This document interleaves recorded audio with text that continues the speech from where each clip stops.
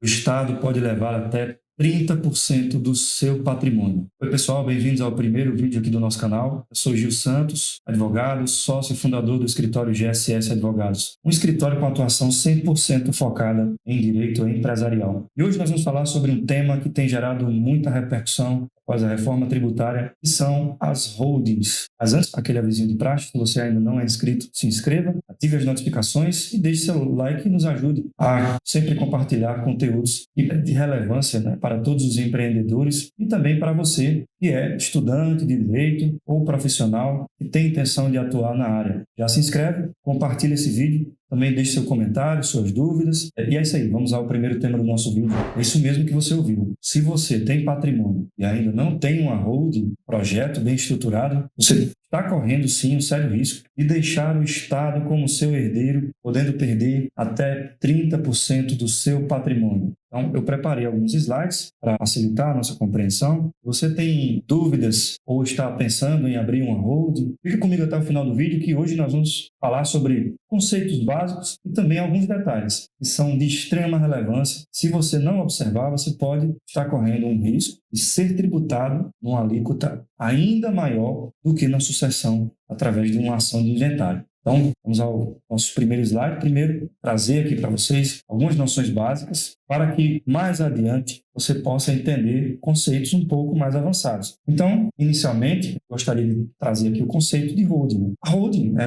uma empresa, uma pessoa jurídica, né? Ela tem a função, em alguns casos, de ser uma gestora de ativos, né? Aquela empresa que ela vai facilitar a gestão de ativos, ou também ela vai receber outras participações, ela vai funcionar como controladora. No caso aí seria a holding de participações. Então, hoje nós vamos falar especificamente sobre a holding familiar, mais afetada com a reforma tributária, em relação à transmissão dessa empresa para os herdeiros. Hoje nós vamos falar especificamente sobre holding patrimonial, holding familiar, aquela que recebe os imóveis, são a maioria dos casos, e em outro momento nós podemos trazer aqui também alguns conceitos e noções sobre holding de participações também. Então, holding é uma pessoa jurídica, é uma empresa, e ela é criada com essa finalidade de receber a alocação desses ativos, né, desses bens imóveis, para facilitar alguns aspectos tributários e também sucessórios. Então, ela pode ser de vários tipos societários. Nós temos a sociedade limitada, geralmente você tem ali um casal que vai instituir uma holding, né? Então, ambos, eles criam essa sociedade, casal ali mais ou menos, a depender do regime de bens, vocês vão entender isso logo mais à frente, a depender do regime de bens, eles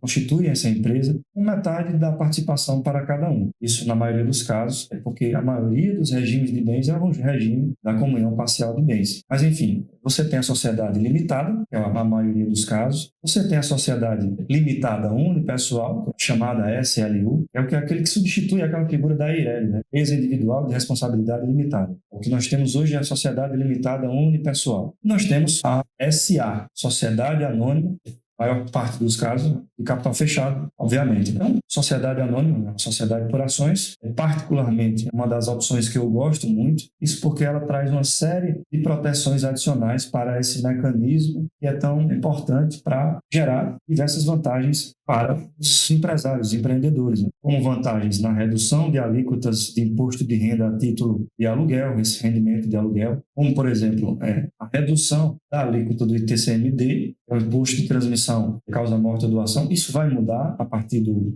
janeiro de 2026, né? Então, daqui a pouco a gente vai ver quais foram essas modificações que a reforma trouxe e qual foi a vantagem foi diluída com essa reforma tributária. Bom, para que você entenda como constituir uma holding, quais são as etapas, quais são os documentos que você precisa elaborar, você precisa inicialmente entender alguns aspectos legais sobre os regimes de casamento, os regimes matrimoniais, e também sobre aspectos sucessórios. Nós vamos iniciar aqui falando um pouco sobre os regimes de bens, regime legal pelo regime matrimonial de casamento, e a partir de então, como é que é realizada a sucessão, tendo em vista, considerando cada tipo, cada regime legal, regime jurídico matrimonial. O primeiro regime, o regime da comunhão parcial de bens, a grande maioria dos casos dos casamentos aqui no Brasil, é aquele regime e ele fala que os bens que forem adquiridos onerosamente durante a constância do vínculo matrimonial, eles são comuns. O casal, cada um tem 50%. E quando vem o divórcio, quando vem o término do casamento,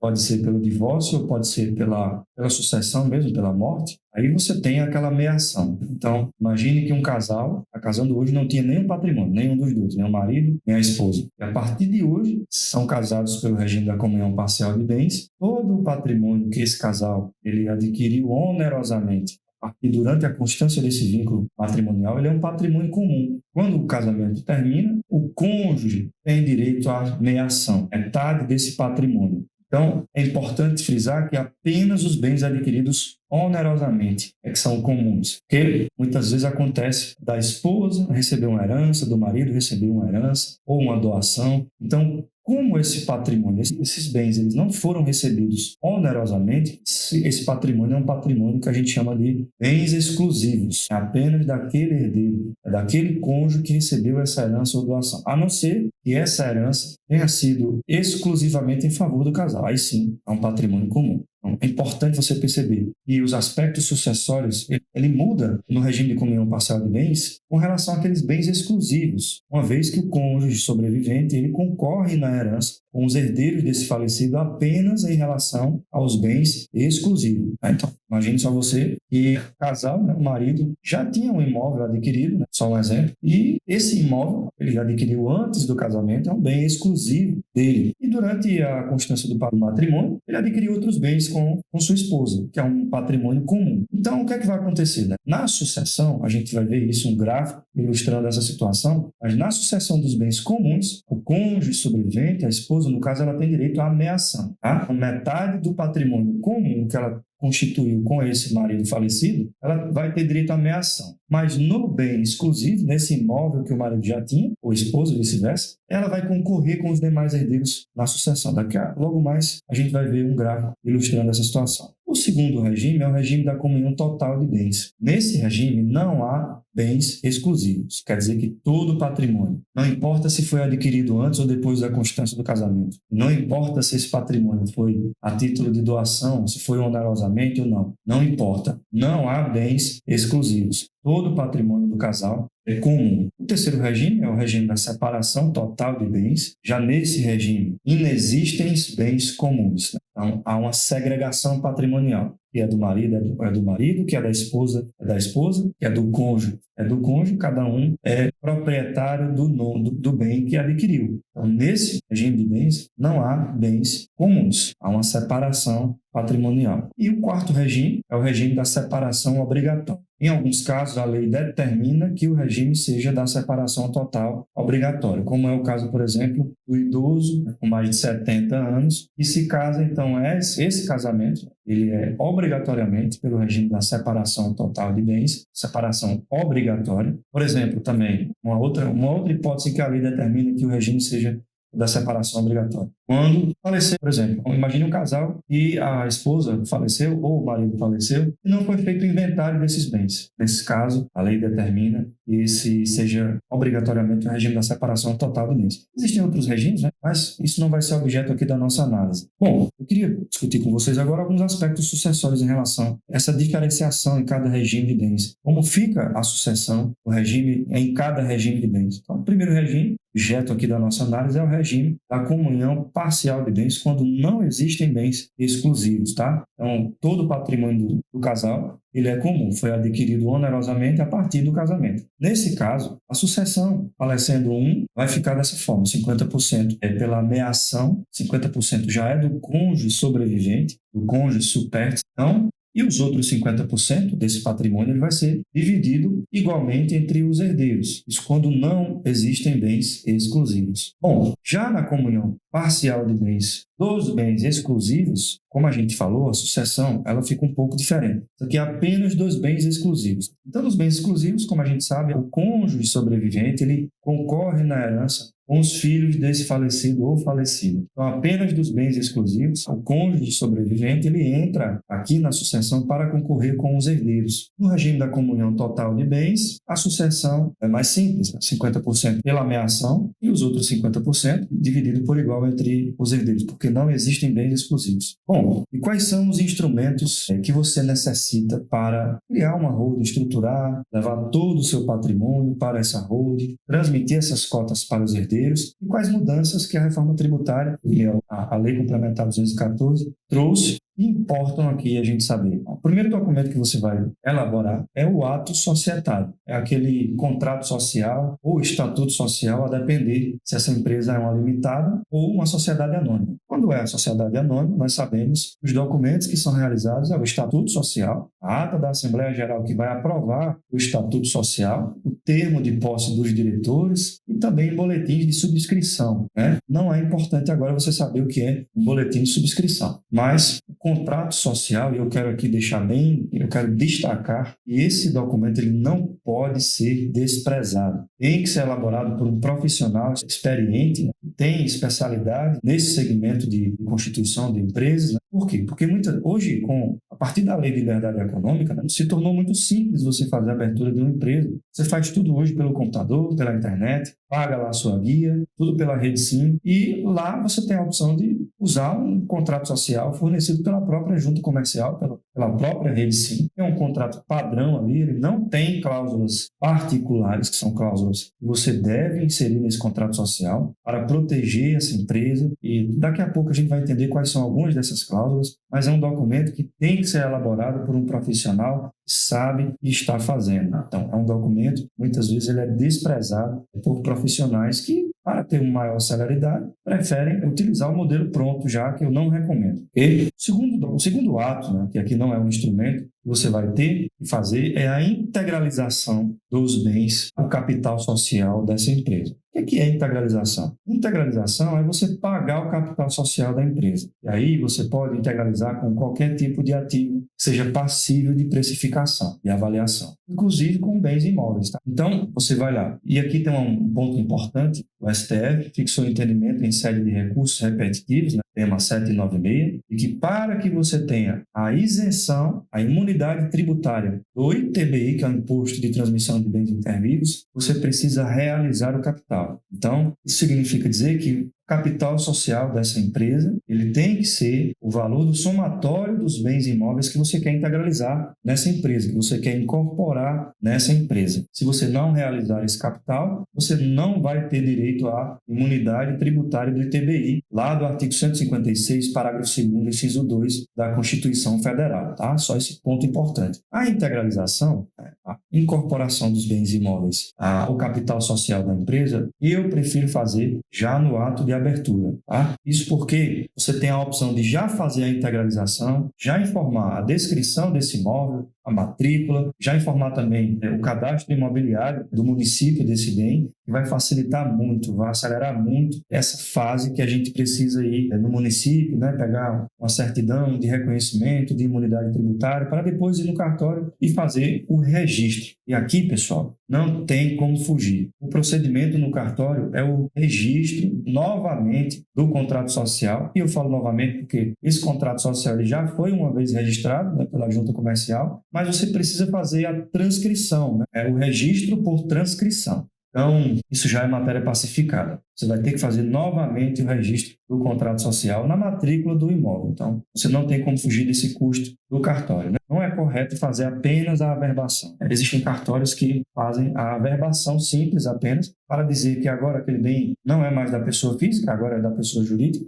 mas isso não é o correto. O correto é você fazer novamente o registro do contrato social lá na matrícula do imóvel, por transcrição, tá? Então, essa integralização, como nós sabemos, é o ato de você pagar o capital, como a gente chama, realizar o capital, para que você tenha direito a essa vantagem que é a imunidade tributária do ITBI sobre essa transferência de bens da pessoa física para a pessoa jurídica. E qual é o valor que você vai colocar desses bens? O valor, pessoal, a lei permite que você declare, né, você faça essa integralização pelo valor do custo de aquisição, né? O valor histórico é o que está no seu imposto de renda, então a lei permite que você faça isso. Muitas vezes o bem tem um valor de mercado de 10 milhões de reais, mas ele está lá no seu imposto de renda por 200 mil reais. Então, confere uma grande vantagem, porque uma vez que você faz isso, a posterior transmissão dessa cotas para os herdeiros, ela seria feita pelo valor nominal dessas cotas societárias. Então, pelo valor do capital social integralizado, que poderia ser pelo custo de aquisição, valor histórico, e isso confere uma enorme vantagem, né? Porque você vai pagar bem menos em TCMD. Essa dinâmica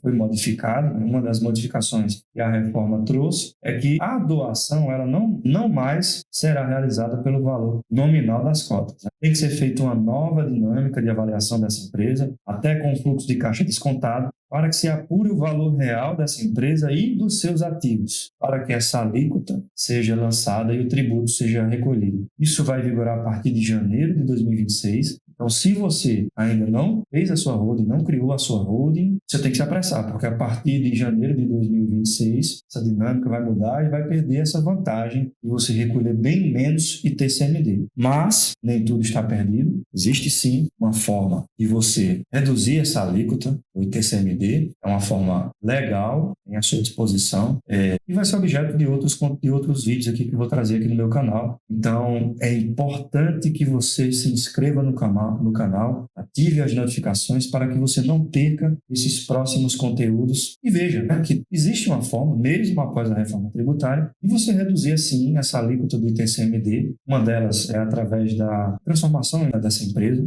Nos próximos vídeos nós vamos trazer que existe sim uma forma você reduzir essa alíquota do ITCMD e você regressar à vantagem, né? Você tem uma vantagem. E aí, nos próximos vídeos, nós vamos trazer essa forma de você realizar essa integralização de uma maneira legal, viável, e não é aquele modelo de 3 células, tá, que alguns profissionais se utilizam. Então, daqui a pouco a gente fala um pouco inclusive sobre essa forma que alguns profissionais se utilizam, né, chamado modelo de 3 células. Mas voltando aqui à nossa apresentação, o terceiro ato, né, que você precisa fazer, um instrumento, é a chamada escritura pública de doação dessas cotas. Tá? Alguns profissionais, algumas holdings, elas são criadas já com esses herdeiros no quadro societário.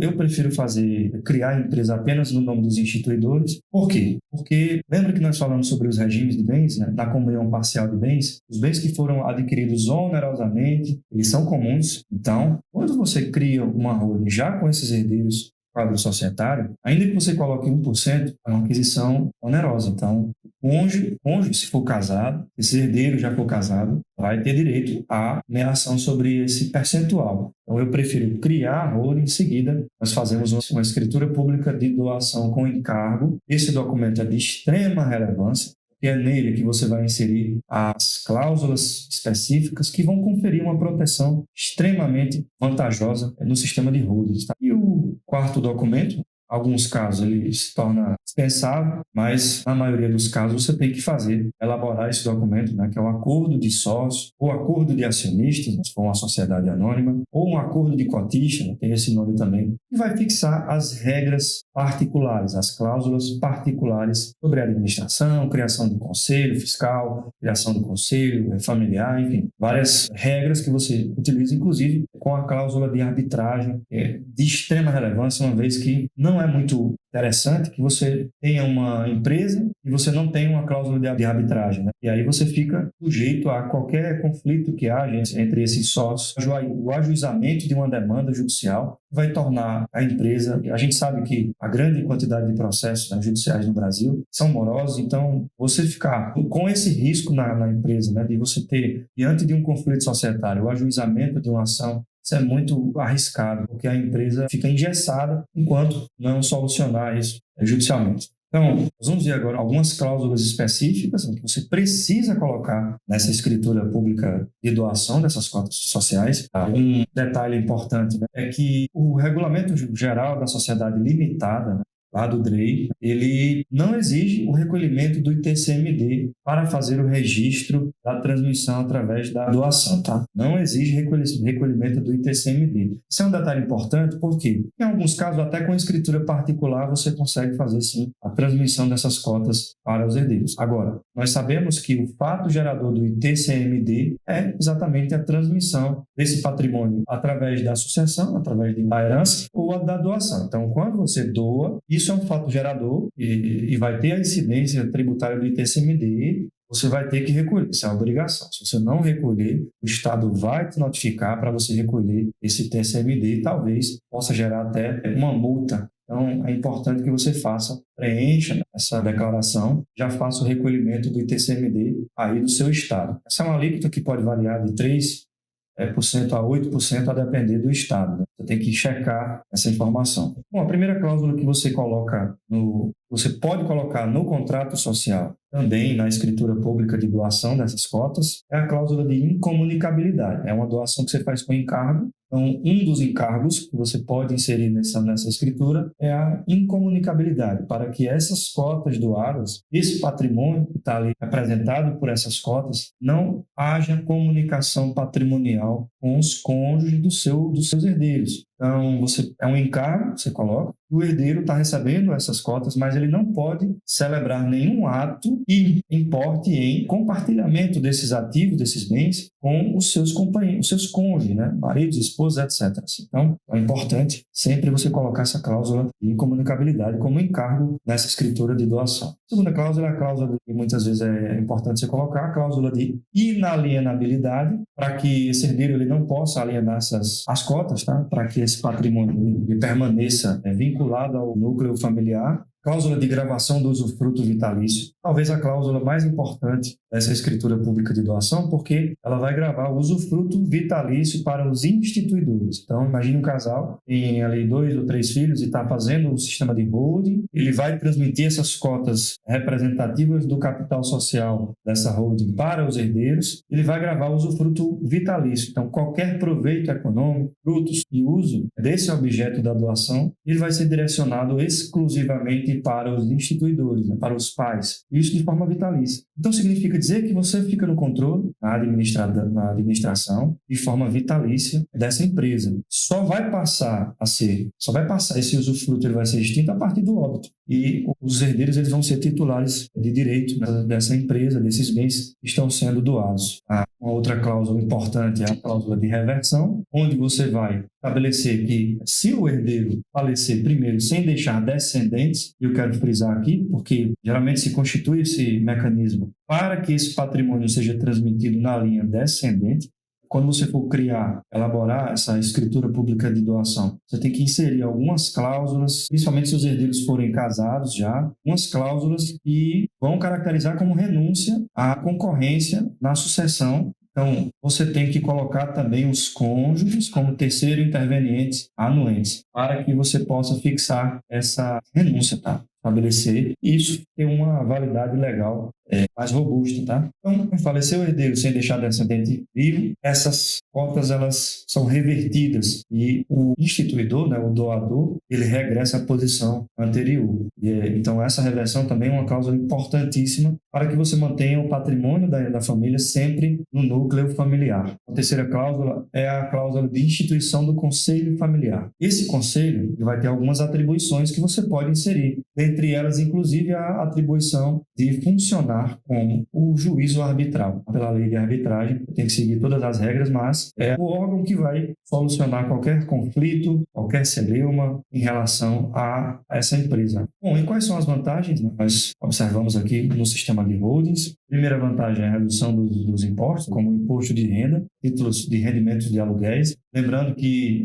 no dispositivo constitucional que garante a imunidade do ITBI, tem uma ressalva que diz que, salvo se a empresa não tiver atividade preponderantemente imobiliária, compra, venda e aluguel. Então, tem que ter esse cuidado, né, para que você não perca a imunidade sobre o ITBI. Outra matéria afetada como recurso, uma matéria repetitiva, está para ser julgada, para discutir exatamente sobre esse ponto. Se a imunidade tributária do ITBI, ela também subsiste na hipótese da empresa ter uma atividade imobiliária. Então, se ela tiver atividade imobiliária, hoje o entendimento é que ela não recebe essa imunidade sobre o ITBI. Você teria que abrir uma segunda holding imobiliária para ter essa vantajosidade aí da redução do imposto de renda sobre os rendimentos de locação da pessoa física. Nós sabemos que pode chegar até 27,5% e ainda podendo gerar a obrigatoriedade de fazer recolhimento de contribuições previdenciárias. Então, não é de todo jeito, não é vantajoso você ter rendimento de aluguel na pessoa física, né? A não ser que seja abaixo do teto da isenção tributária desse